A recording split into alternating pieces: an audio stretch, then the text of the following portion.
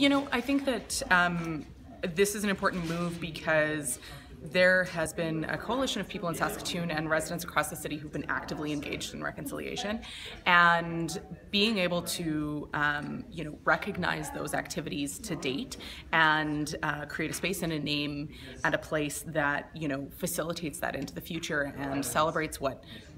work has been done on reconciliation and supports work into the future is really important. And naming is symbolic, but it also creates place and space. And so I've heard from people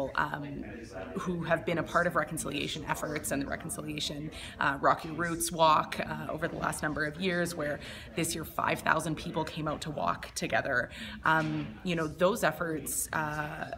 are going to be ongoing, and so a space that recognizes that work and that is named for that work really, I think, is a good next step and really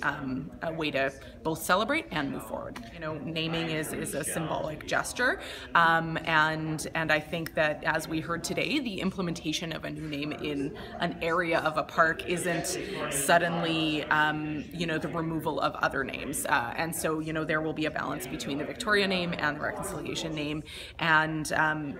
it gives users the opportunity to insert that name into the conversation about the activities that are going to take place there. And I think that's really the opportunity that's important. And as we formalize the name,